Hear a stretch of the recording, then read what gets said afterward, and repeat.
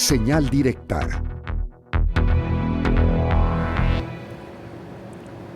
Un tema que necesariamente se debe abordar un día sí y otro también, porque es realmente preocupante, el relacionado con las desapariciones. Este trabajo que realizan compañeros de Quinto Elemento Lab, pues vale la pena destacarlo y hacer notar en qué nivel nos encontramos, porque de ahí tendría que partir las acciones por parte de las diferentes autoridades, esto en los diferentes niveles de gobierno. Para platicar acerca de cómo nos encontramos en cuanto a números de desaparecidos y de hallazgos de fosas clandestinas, entre otras cosas, saludamos en estos momentos vía Zoom a Efraín Zuc, compañero periodista de Quinto Elemento Lab. ¿Qué tal? Gracias por acompañarnos. ¿Qué tal? Buenas tardes, muchas gracias por la invitación. Al contrario, un placer. A ver, Efraín, ustedes solicitaron vía transparencia información en la comisión de búsqueda. ¿Y qué es lo que se encontraron? Pues nos encontramos con un panorama, digamos, muy trágico, que ya se venía hablando del tema de los hallazgos de fosas clandestinas, Quinto Elemento Lab y a dónde van los desaparecidos. Desde 2018 publicamos una investigación que revelaba que en ese momento, de 2006 a 2016, habían cerca de 2.000 fosas, y ahora con estos datos actualizados hasta el 30 de abril de este año, de acuerdo con información de la comisión, que a su vez proviene de las fiscalías estatales, pues vemos que la cifra ha incrementado a 5.696 fosas clandestinas, con un número que no es determinable porque la Comisión Nacional de Búsqueda no lo entregó así, de cuerpos que han sido recuperados de estos mismos entierros ilegales. Bienvenido, buenas tardes.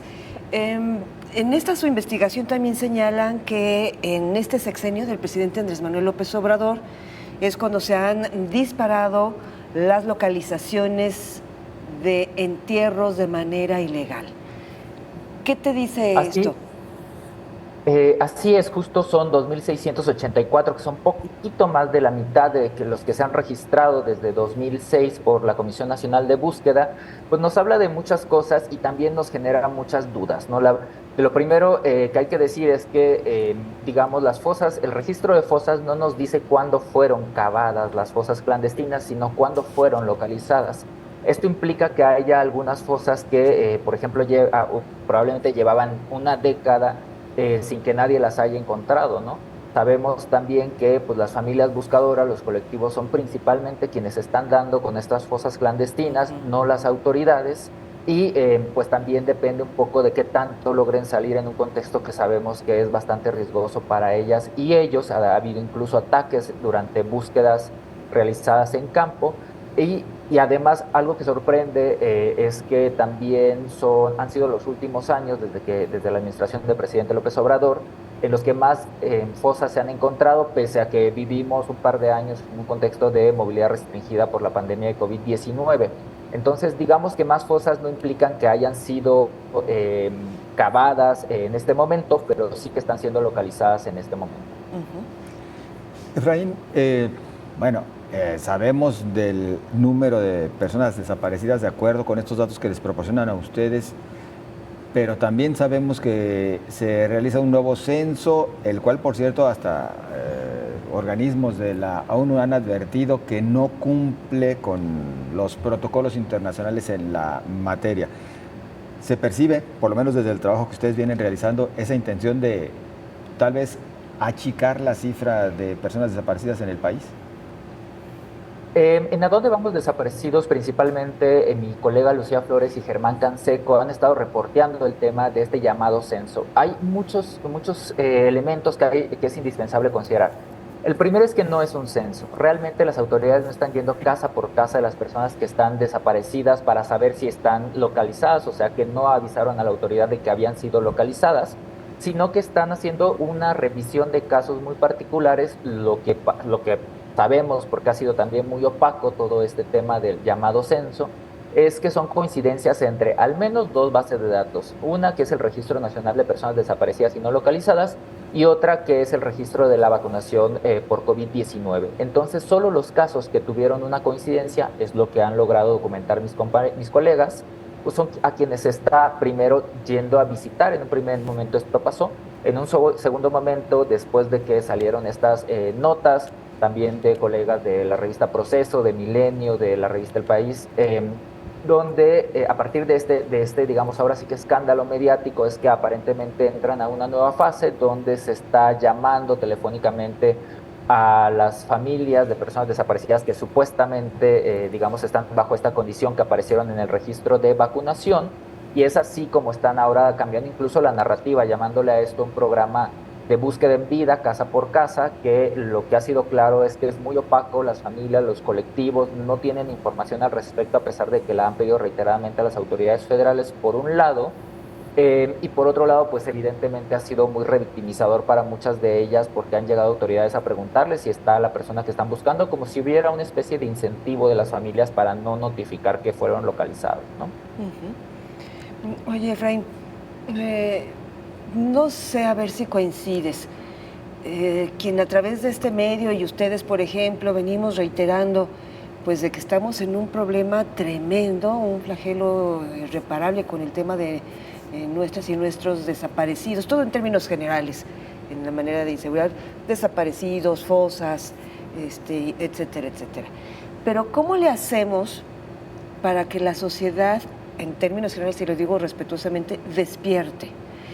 ¿A qué me refiero? Porque les damos datos, cifras y así como pues uno más, ¿no? Pero si no sacudimos a quien hay que sacudir y exigir, que son 5.600 fosas, más de 5.600 fosas, entonces, ¿qué es lo que tenemos que hacer para despertar? Claro, creo que es algo que las familias buscadoras se lo preguntan mucho, cómo apelar a la empatía y a la solidaridad de la ciudadanía en general, ¿no? Yadira González, que ella busca a su hermano Juan desde 2006, ella es parte de la red de enlaces nacionales y hacen algo que se llama Brigadas Nacionales de Búsqueda cada año. Ella un poco en una entrevista para esta historia decía, pues es que las cifras ya no están impactando, ¿no? Algo que es importante siempre reiterar es que cuando hablamos de números, de cifras, estamos hablando de personas que están siendo buscadas por alguien, ¿no? Y hay elementos que yo creo que hay a los que agarrarnos, ¿no? Como sociedad. Uno de ellos es, por supuesto, que nadie, por ninguna circunstancia, merece ser desaparecido o desaparecida, sin importar lo que haya hecho o no. Y que estas son víctimas de desaparición, ¿no? En ese sentido, tenemos que respetar su calidad de víctimas, a las familias, su búsqueda, ayudarlas en la medida en la que podamos y evitar este tipo de situaciones que son revictimizantes y estigmatizantes, ¿no? Como el típico de seguramente en algo andaba y por eso la desaparecieron. Como comentaba hace un momento, no hay ninguna justificación para la desaparición, pero además esta es una narrativa que las autoridades mismas han utilizado mucho como para tratar de, digamos que, justificar que no están haciendo su labor de búsqueda. Algo que siempre decimos, hace un año publicamos en Quinto Elemento Lab también un chatbot, Socorro Bot, que ayuda a las personas a obtener información para saber qué hacer cuando ocurre una desaparición. Y algo que decíamos es que ojalá que nadie lo tuviera que utilizar, pero bueno, existía porque llevamos más de 15 años en una guerra frontal contra grupos del crimen organizado de manera digamos, utilizando una fuerza totalmente bélica, que son las Fuerzas Armadas, y esto sabemos que ha incrementado cualquier indicador de violencia en el país, y es una posibilidad que las personas puedan desaparecer, incluso personas cercanas a nosotros y a nosotras. En ese sentido, pues apelar a la solidaridad. Ojalá no tengamos que utilizar digamos, como recurso de que también te podría pasar a ti, pero es una realidad que así podría ser y seguramente va a haber mucha gente solidaria que estará buscando junto con la familia. Efraín, en este trabajo que ustedes han realizado, ¿se aprecia que se ha avanzado en cuanto a la identificación de cuerpos pues ahora sí que de personas no identificadas en los diferentes servicios médicos forenses del país? Es una de las faltas que ahorita identificamos, incluso con estos datos que obtenemos de la Comisión Nacional de Búsqueda. La Comisión Nacional de Búsqueda incluso recibe información de los cuerpos que son recuperados en cada una de estas fosas clandestinas, pero no nos lo entregó, no lo publica incluso en un mapa que propiamente hacen. Entonces hay aquí un elemento muy importante, que es que no sabemos cuántas personas fueron recuperadas, rescatadas, digamos, de esas fosas clandestinas y cuántas están pendientes de identificar.